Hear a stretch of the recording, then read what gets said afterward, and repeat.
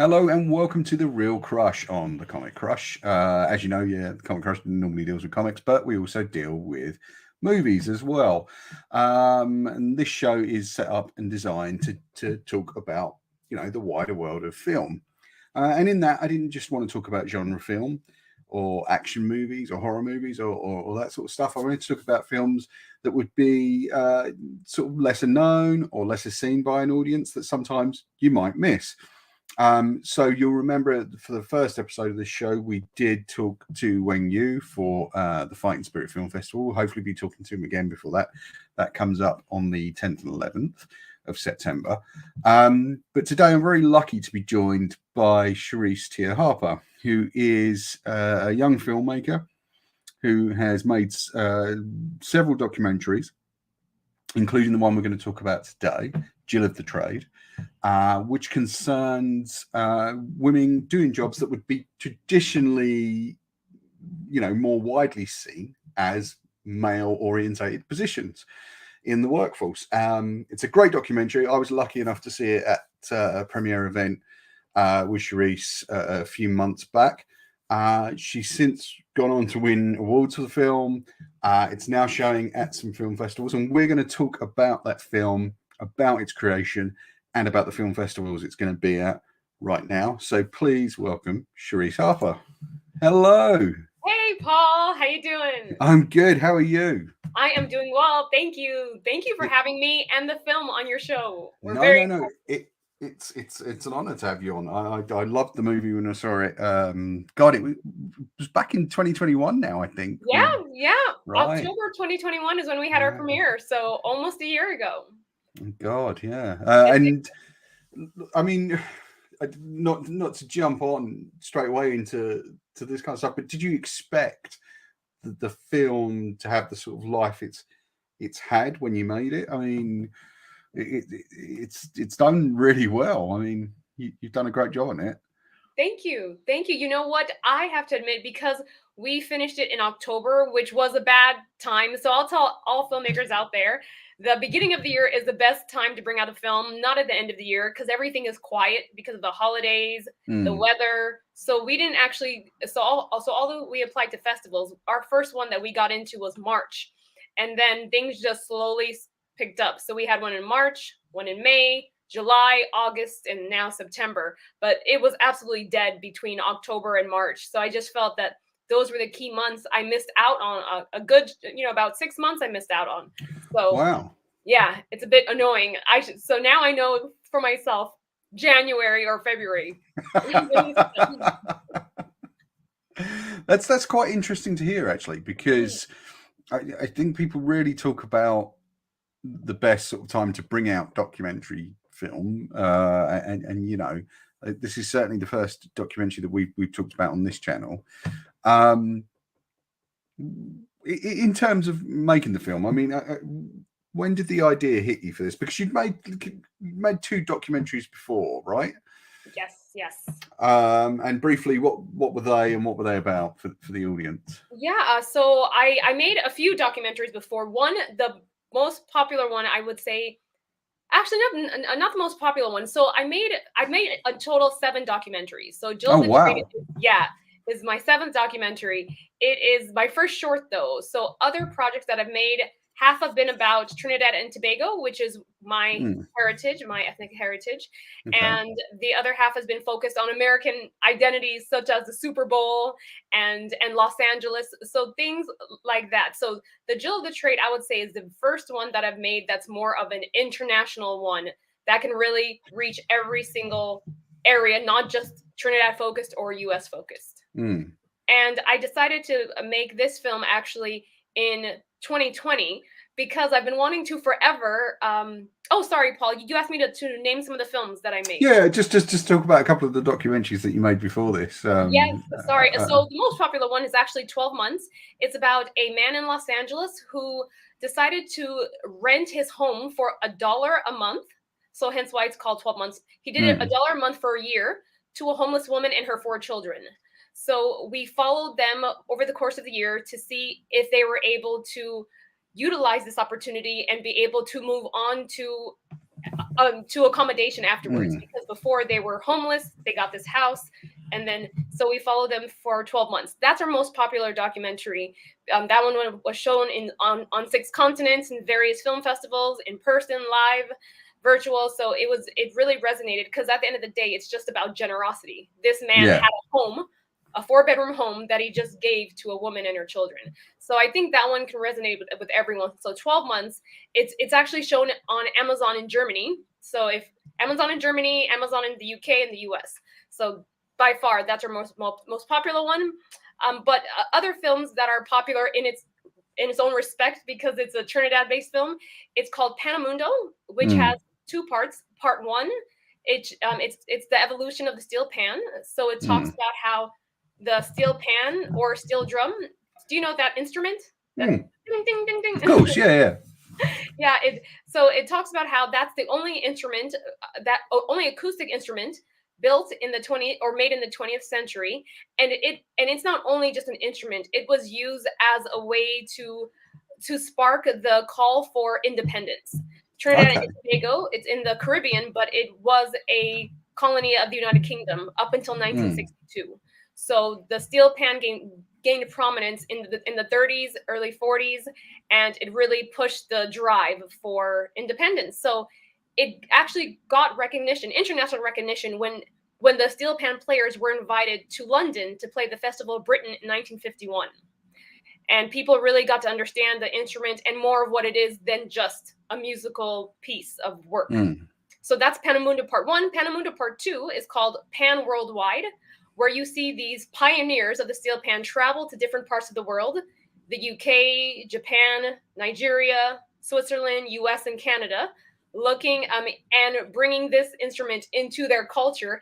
And it's interesting because I mentioned that the steel pan in Trinidad, it was used as a way to drum up independence feelings, but in Nigeria, it's used to instill discipline in the military. In Japan, it's more of a communal instrument. So every country utilizes it differently, and it was just exciting. It's such an exciting opportunity to be welcomed by people in the different countries and to see that how everybody embraces this instrument. It's a Caribbean instrument, so although you're going to Japan and Nigeria and Switzerland, these people who are not Caribbean heritage, they embrace it and they start moving and talking like they are from Trinidad and Tobago. It's such a joy to see. So those are a couple of films I wanted to mention. No, and from what I hear, that they're fantastic. I haven't had a chance to look at it. I mean, I'm glad 12 months is on Amazon, because that means I definitely will get a chance to see it. So I'm always pleased to see more of your work, and I'm glad I got the chance to see Jill of the Trade.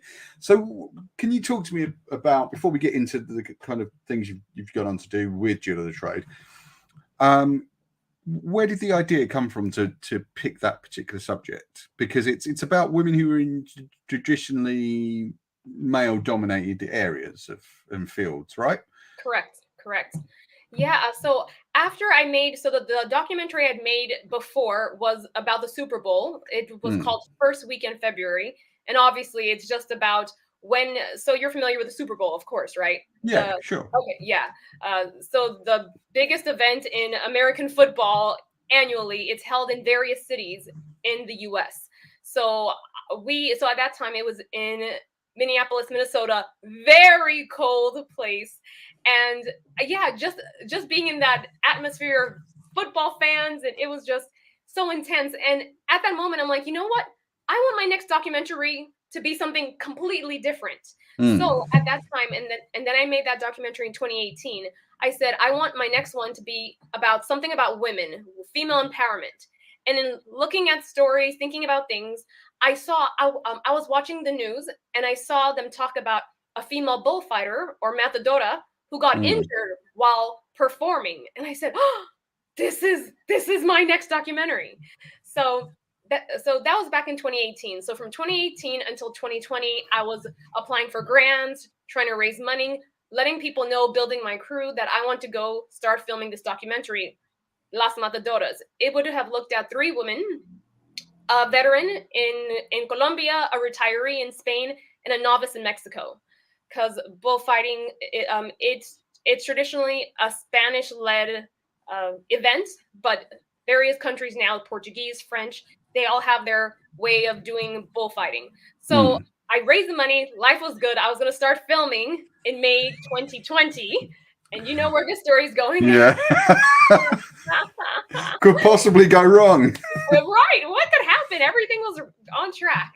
And then COVID-19 hit. So obviously, no Las Matadoras. My crew was extremely disappointed. The women, I had so many great people on board. They were all disappointed, but of course at that time we didn't know how long this COVID-19 lockdown would be. So I said, all right, team, let's just wait. We may have to postpone it for a few months. And as we saw the corridas, which are the bullfighting arenas, they did not open until quite recently.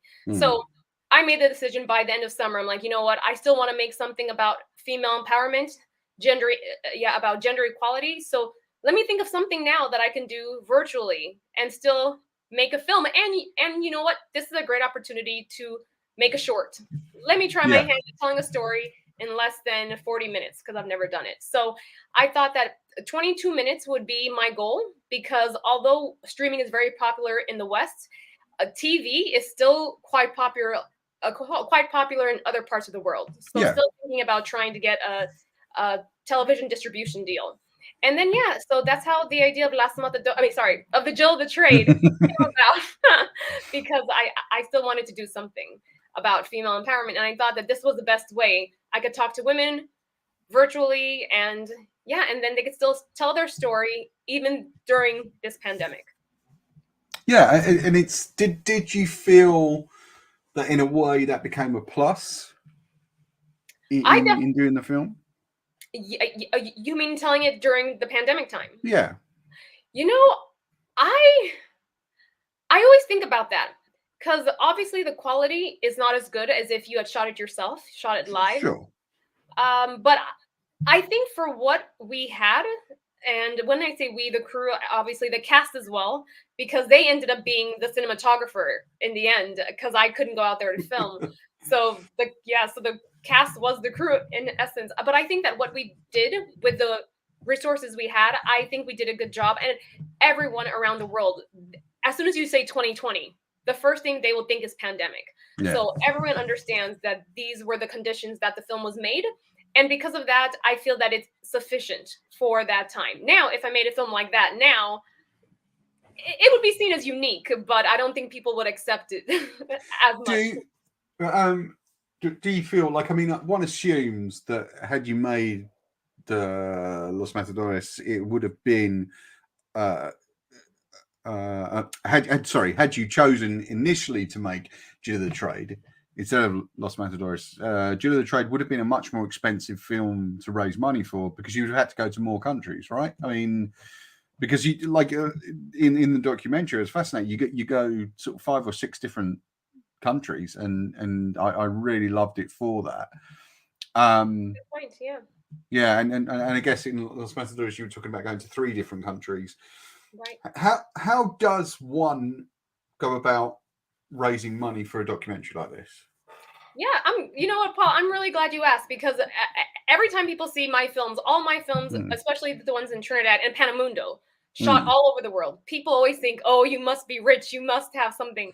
And honestly, and I'm going to tell you this, Paul, and tell everyone out there, ask for things you need. For example, there's Nigerian Air. Hey, I'm coming to shoot a documentary in your country. Can you give us some free tickets? Can you give us a discount? Ask for everything you need. And sometimes you'll get a yes. Our flight to Japan, free. We stayed at the U.S. military base in Japan. So again, for free. So I think the biggest thing that filmmakers assume is that you have to pay for everything. But especially countries that aren't as well known for, I guess, for their resource. Resource is not the word. Are not as popular as the U.S., UK, certain Western countries. The smaller countries, they are willing to help you out because they're flattered that you're interested in them. So I think the first thing is just to ask for everything, or if not, barter. Also grants. There are a lot of agencies organizations as well as companies. For example, every large company, Coca-Cola, for example, they have a CSR, which is corporate social responsibility. They have a CSR section um, in their company where they have allotted certain amount of money to be given for certain worthwhile projects. Yes, this is time consuming. I'm not saying it's not. And that's why it's good to have a team to help you. But check out anything that works with the theme that you're going with. And this is how it's possible to travel all over. Not because I'm rich, not because I have a huge financial backer, but yeah, just going, just guerrilla style, asking, researching. Yeah. That's fascinating because, you know, you obviously hear plenty of stories of people raising money for, you know, fictional films and things like that. But you don't often hear too many stories of people raising money for documentaries. And one assumes it is done very much off the filmmaker's own back. It sounds like incredibly hard work. Yes. Did doing it remotely, was that a help in that particular instance? Was it? Yes. Did it feel like less work or as much work? You're right, Paul. It was a lot less work on that respect in terms of raising funds. Raising funds wise, it was easier. However, finding characters, it was harder because now I could only communicate through people via email, via phone, and sometimes people just don't get back to you. If you're in the country, you could hire a fixer, and then that person can really do everything for you and really make things happen quickly. But when you're on this side, and I'm not with an agency, I'm not with a big studio, I just have my name and a few projects. It's hard for people to want to take you seriously. Or on the other side, they think you're rich. I approached a female Japanese sumo wrestler, and she actually has a documentary made about her on Netflix. It's called Little Miss Sumo. So Right. I contacted her. She's like, "Oh, well, talk to my agency." And then the agency wanted to charge me some extortionate fee just to do a 20-minute interview with her. I said, "Nah." Yeah. So, yeah. So it's a toss up, but definitely financially, this was a lot cheaper. Probably the cheapest film I've ever made. Actually, not probably. Definitely the cheapest film I've ever made. Were the women in the film sort of happy to have their stories sort of highlighted? Were they pleased that someone was taking an interest in their work? Yeah. I mean, for starters, as you know, these people who are doing their jobs, they aren't actors. They just do their jobs. So agreed. They were very surprised, except for the mayor because she's a public figure. But the other people, they were like, "What? You want to talk to me?" And so they were very humbled. Next, some people, again, they are plumbers, they're miners. Not all of them are necessarily articulate people who are good on camera. And you understand what I mean. I'm not saying that they're idiots or some people. No, but yeah, I mean, like even doctors can be great at what they do, but they aren't media ready. That's why they're spokespeople to do this. So there were some great candidates that I found, but then in talking to them, they had to read notes and they were doing this and that. And I said, "Listen, you have to understand that this is you alone on the screen." A lot of it is going to be your face, and if you're doing this or doing that or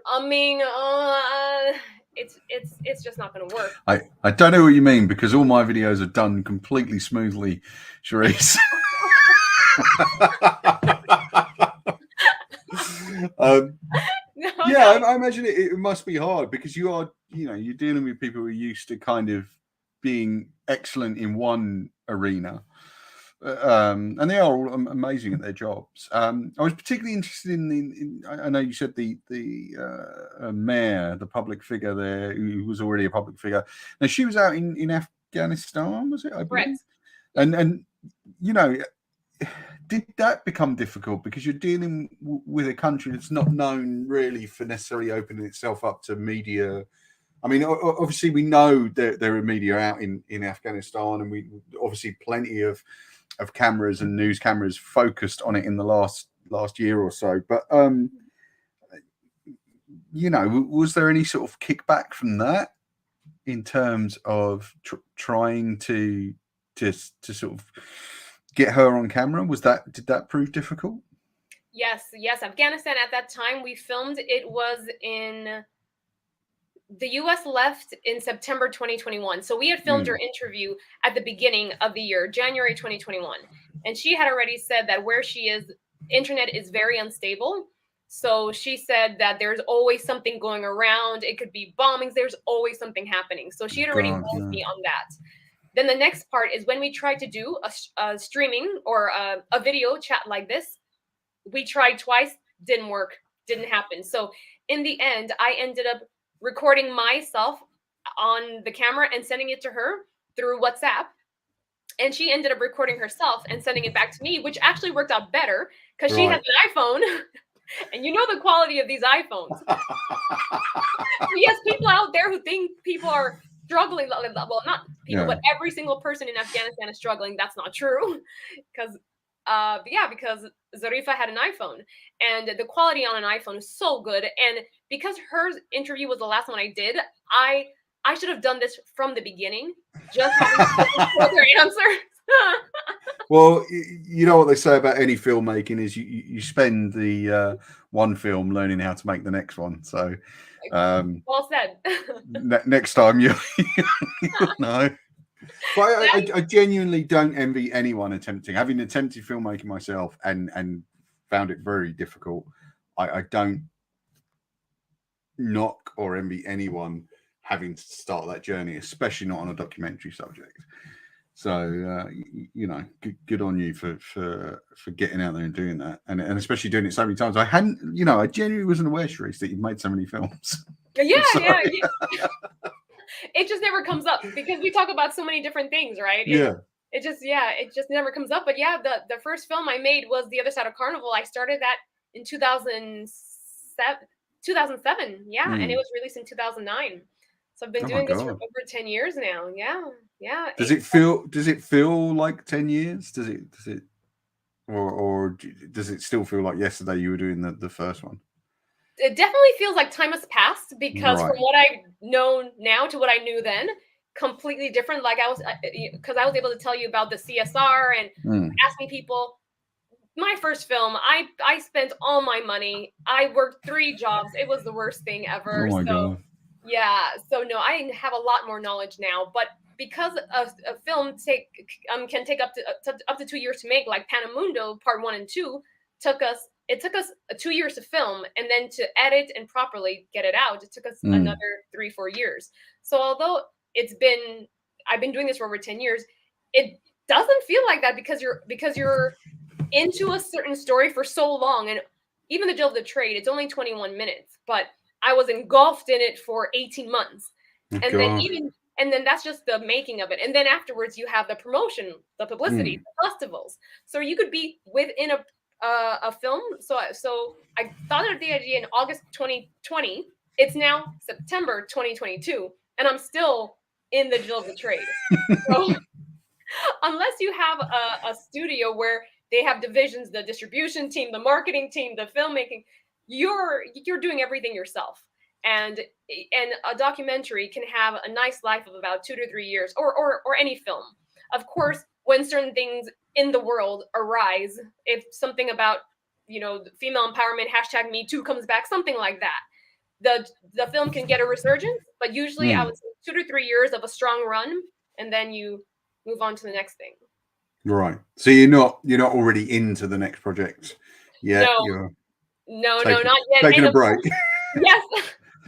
You know what the next project's going to be, anyways. Yes, I do. Well, I mean, we can talk a bit about that if you want. Are you allowed to talk about what you're doing next? Are you? Yeah. So what's next for you? Yeah, so next will be Las Matadoras. So you're going to go back to it? Great. I'm going to go back to it. Yes. I have to. It's. I mean, nothing against The Jill of the Trade. However, people have said that it's possible to have The Jill of the Trade as a series where I go interview 5 other women in different countries, and then 5 others. So it could, instead of being a standalone short documentary, it could be a series. And I'm open to doing that as well if that opportunity comes along. Anyone out there? Netflix, Sony, Universal. I'm not sure Netflix watch my channel, unfortunately. Come on, Paul. Come on. I'll do my best. BBC, Channel 4. They definitely don't watch it. I wanted to ask, just because you've talked about promoting the film. You're now going into various film festivals. Yeah. And we have to say congratulations. Because as we found out, was it just last week? Yeah, on the news Sunday. came in. You'd won Best Documentary at the can you help me out with the name? Conchil International Film Festival. Thank you. So that what was that like, finding that out? It was extremely shocking, and I will explain why. So Conchil International Film Festival, it's a festival for Caribbean filmmakers. So those who are of the diaspora, usually showing films about the diaspora. They also welcome filmmakers from the diaspora as well, as to why I was able to submit. But all the 5 women who I do interview, and I realize I hadn't said who, but I'll do that after this. None of them are from the Caribbean. So for me, it was just an opportunity to showcase my film. They had and then because it was a virtual film festival based in New York, it was an opportunity to talk about the film, because as you know, the more you talk about the film, even if one new person hears about it, it still grows the audience. So I'm like, okay, cool. I could do some of the events. The timing worked out well. And then, so it was a weekend film festival, Friday through Sunday. I did some publicity on Friday. I did some on Saturday. And then on Sunday, they're like, oh, hey, are you going to come to the awards ceremony? Your film was nominated for Best Documentary. I said, well, really? How? I mean, not how, because, what a perfect reaction. Right. Don't get me wrong. I do think it's a great documentary, but simply because it's usually showcasing Caribbean stories. Every single film that was nominated, except mine, highlighted stories about those in the Caribbean. So I was extremely shocked, and I said, oh, what time is the award ceremony? And they said, oh, well, it's going to be at 7:30 New York time, which is 12:30 a.m. for us in London. So I'm like, sure. So I'm someone who goes to bed early, so I went to sleep, woke up at 12:15, washed my face. I don't think you're media ready, personally, Charysse. Because you're supposed to be on all the time. Oh, it was so tiring, because I was also moving that weekend too. Yes, of course. And then it was Carnival weekend, and last weekend was a long weekend. So I'm like, all right, I need to take a little nap. So after my 90-minute nap, I was ready to go. And I was at the ceremony, and they said Best Documentary, and I was shocked when they said The Jill of the Trade. So I mean, this festival, it's only its second year, and as I mentioned, it's to highlight Caribbean filmmakers, and I think it's worthwhile because we're such a small region. So obviously, through my accent, I was born in the U.S. I'm from Southern California, but of heritage from both parents being Trinidad. I'm a dual citizen of Trinidad and Tobago as well as the U.S. So I really feel equally as both. And we are such a small area in the world. When people think of the Caribbean, they always think of Jamaica and other islands. I mean, at least Trinidad is over 1 million people. You have smaller ones that aren't. Yeah. And I think it's so unique to have a festival just showcasing our stories, because our stories are so different from stories from the Black diaspora elsewhere in different parts of Africa or the UK or the US, Canada. Our stories are different. So it's really an exciting opportunity to listen and watch stories from my fellow Caribbeans talking about life on the island. Amazing. Do you ever get to go back there often, or? So last time I went back was 2017. I was supposed to go back in 2020, but Paul again something happened. And then this year my sisters and I wanted to go back, but in the end we ended up going to the Maldives for my sister's birthday. So next year, the plan is next year. It's been too long. Most of the family still lives there. So nice. We have been, it's easier for us to travel. For them to come up, they need a visa. So it's always easier if we go down. So it's been too long. We need to go back. Oh, I hope you get to see them soon. The film is also showing at several festivals. principally, we've got to talk about this Sunday. So if you're watching this on the Friday, hopefully I should have this out in time. Come on, Paul. If you're watching this on the Friday, on Sunday, Charysse's wonderful film Jill of the Trade will be at the Portabello Film Festival. So what's the exact location of that? What's the venue for that? Yeah, so it's called the Maze Gallery. So it's within that Portabello area. I can always send you the details. It's a really nice cinema. We showed Panamundo there in 2019, 3 years ago. So it's so it's going to be shown between 6 p.m. and 10:30 p.m. As you know, with film festivals, they have blocks. So we're part of the documentaries around the world block. Fantastic. It works out perfectly for us. We are the penultimate film. So the last film is an hour. Ours is 22 minutes. So if you don't want to get there at 6, you could estimate more or less 8:40, 8:30-ish. Not that I don't want to tell people to don't come for everything, but I do understand people who aren't cinema goers sitting down for 4.5 hours could be exhausting. So if you could only make it to my film, estimate about 8:15. It's the award-winning. The award-winning. Thank you, Paul. The award-winning best documentary. And then the tickets are free. Portabello is a great film festival. They always showcase documentaries from various stories, and they always try to make it free. It's been free since it's been going on because they really want to encourage people to come out. It's an 18-day festival. Started on the 1st, so yesterday, ends on the 18th. Wow. And that's staggering. I had no idea it was right.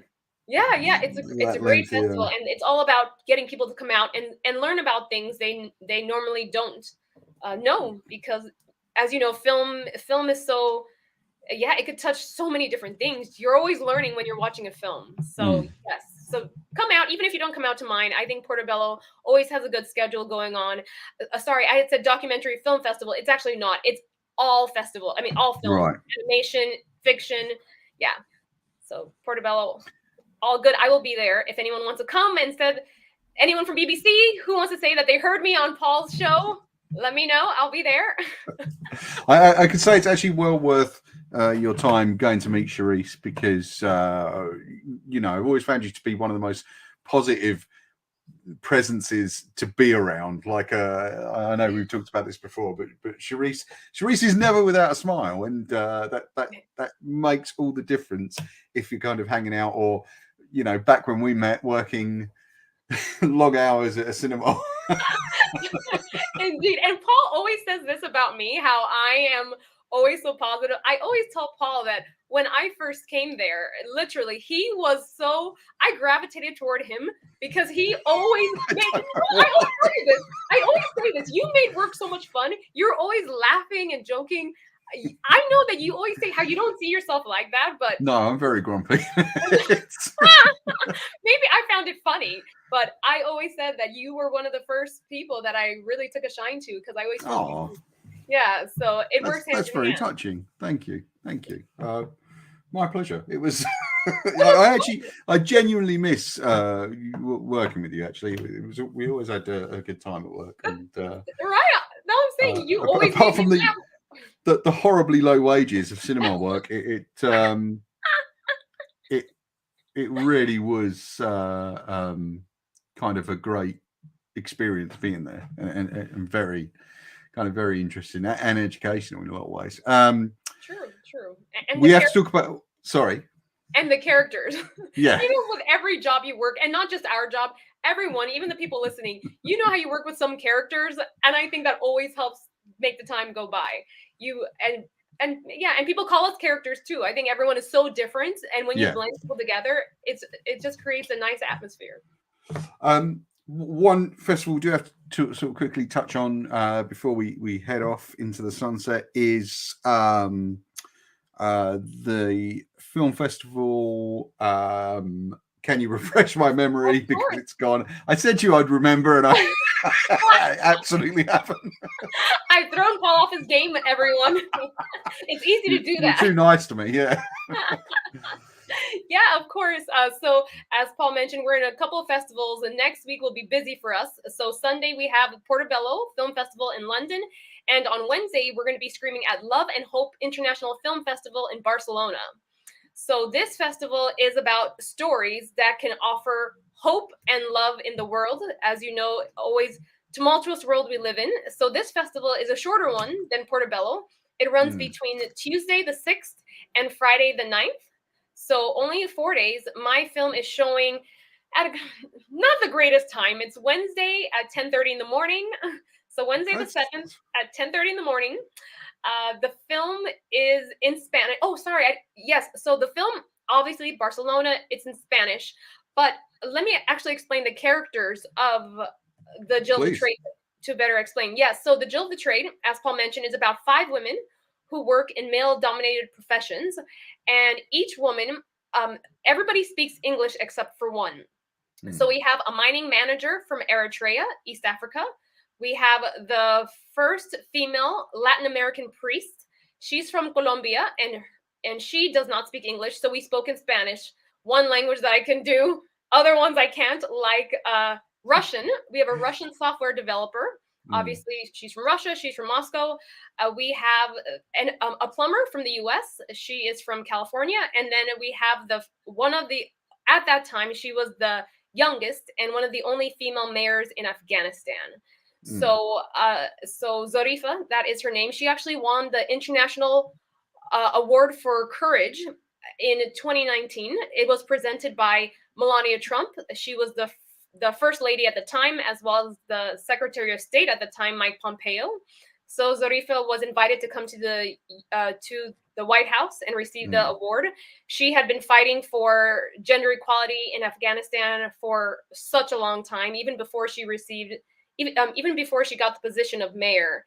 And after the Taliban took over in September of last year, things got a bit hard for Zarifa. So I'm not going to spoil the documentary for you all. I'll have you watch it. But these are the 5 women there. And Olga Lucia did not speak English, I mentioned. But I had everybody speak in their own language. So Tigrinya, Russian, English for the American. And Zarifa spoke... Oh my goodness. Oh, I'm blanking out on what she spoke. Afghanistan they have 3 languages, and she doesn't speak Pashto. Right. The other one. Okay, I'm sorry. I'm sorry. I'm glad I'm not the only one that blanked. Okay. But they are great stories. I mean, this is what we can't get away from, is that they're fantastic stories. And I found myself completely, watching the film in October, I found myself completely enthralled by these stories. And it was such a fascinatingly wide net that you cast. As you say, going from California to kind of Afghanistan to Russia, and it kind of really enriched the experience being able to see that many stories, even in such a short space of time. So Portabello Film Festival Sunday, sorry. Portabello Film Festival Sunday. And then Wednesday, are you going to Barcelona for the festival? I am. I'll be there for 36 hours. So I will be there. The Love and Hope International Film Festival, I think film festivals are starting to do this now, where if they select your film, they will actually rent out a cinema to screen it in. But if you're unable to make it, they will show your film online. So it's a great way for filmmakers to still have their things shown, but the festival doesn't incur that much expense by showing all their lineup in a cinema, because renting out a cinema is expensive. So they said, if you're going to make it, we're going to show it at the cinema. So it's been completely, except for Olga Lucia, her part doesn't need to be translated, but everything else is it's subtitled in Spanish. I'm going to try to do my speech in Spanish. So wow. How I do. Brilliant. But I'll be there Wednesday. I fly in Tuesday night, leave Thursday morning. So if anyone is out there, again, BBC, Netflix, to tell me that you saw you saw. Absolutely, everyone should watch it. It's a great documentary, and it's about an important subject. and it does need to be seen. So I really hope that people will join you and will see it. So Portabello Film Festival on Sunday, Love and Hope Film Festival in Barcelona on Wednesday. If you happen to be in either of those places, do drop by and see Charysse. We'll put some details in the description below, which I'm sure Charysse can furnish me with. Good luck with Los Matadores. I hope that comes off. I'm sure it will. I wish you all the best with your filmmaking career. Although you've made so many films already, and which again I wasn't aware of, like an idiot, not doing my research properly. Despite the fact that we hang out, we talk about random things. Because I am more than a filmmaker, you're more than just a podcast host. We are. Well, oh no, I'm probably less than a podcast host, but that's fine. There's more to life than just films or what you do. So no, it's not a problem. I think that whenever, as you know, Carnival was just this past weekend, so Panamundo got a resurgence because it's Carnival and the Steel Pan Festival. So if we were talking about Steel Pan, maybe I would have mentioned it, but it just never comes up. And speaking of film festivals, I do have to work in a plug for my own stuff at the moment. Very sorry to do this, Charysse, but it's got to be done. Next weekend, the 10th and 11th of September, I will be at the Fighting Spirit Film Festival, which is one of the UK's best and fastest growing martial arts and action film festivals. I'll be there for the 2 days with a table full of action-filled, exciting comics for you guys to come and hopefully buy. If you're going to that film festival, I hope to see you there. Please drop by the table and say hello. I'd love to meet the audience. I always enjoy meeting kind of people who watch the channel and who love comics. And I really hope to see a lot of people there. And I hope you come and buy some comics. I'm really looking forward to it. It's my first year tabling with them. We've done stuff with them before as a channel and back when I worked in comic shops. So I'm really excited to do that. Charysse's film this Sunday, Portabello Film Festival this Wednesday, Love and Hope Film Festival in Barcelona. Take the trip to Barcelona. Give yourself a little post-summer holiday. I know. Get it in. Get in a post-summer couple of days in the sun before it all vanishes. Charysse, thank you so much for taking the time to do this today. You've been really generous in coming on and talking to us about this. And congratulations on your award. Well deserved. I hope you go on and win many more for this documentary and indeed for your future projects. Thank you. Thank you. And then one thing to note is you were talking about this martial arts film festival. Seeing that you say that you didn't know I made the films, did you know that I'm a black belt in Taekwondo? I did not. Okay, there we go. No, I did not. God, yes. I'm glad we never got into any serious arguments at work. Only mentioning that because this festival sounds great. I love you. You do know I love my action movies. Yes, of course. So Charysse, which the public doesn't know about, but I'm going to out her now, is the world's biggest Batista fan. Very big fan of Dave Batista. I do. I love professional wrestling, and he was one of the guys that I loved in wrestling. So anything Batista, The Rock, anytime Paul has access to action stuff, I'm like, let me know. I will go and watch the film. It's probably going to be bad, but it's okay. I will let you know. I think you should come and do some reviews for the website, Charysse. I think that'll be the. I would love to. Didn't I try? In fact, I remember when I had I went to see the screening of My Spy with Batista, and I think you were invited along to that. Yes. Do you have any tickets for the martial arts festival, or you want a review done for this? I don't know. I can ask them. If you wanna come along and see some of the movies, I can certainly ask them. Yeah. I'll give them a chat. You can. There you go, and I'll ask you to double up as a sort of co-host on the table as well. Oh.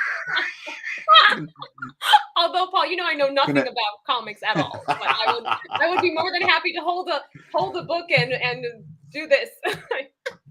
Well, there you go. Guys, you heard it here first, an exclusive. We're gonna have Charysse reviewing for the Fighting Spirit Film Festival. Hopefully, do you know what? I'm going to get onto them about that this afternoon. Charysse, Please do. I'm honestly Fighting Spirit. This is me, Paul. Action movie, wrestling, UFC. Count me in. documentaries, the lot. Documentaries. Find out many more things about me, Paul. I suppose we can get that ultimate kind of crossover where you can make a documentary about Batista. There you go. That would be. Paul, if you have that connection, Dave, if you're listening. Yeah, because he watches every week. He's in the comments. He's there. Dave, I know you're really busy, but let me know. I don't mind making a documentary about your life. I know all about you being a bodyguard in Washington, D.C. Let me know. I can do this right. Well, once again, as with all these podcasts, it's gone in a direction I didn't expect. But that is sadly time for us to go. Charysse, you've been more than generous with your time. Thank you so much. Thank you, Paul. And thank you to everyone who's tuned in this afternoon. I hope you've enjoyed it. Goodbye. Thank you, audience. Bye. Bye.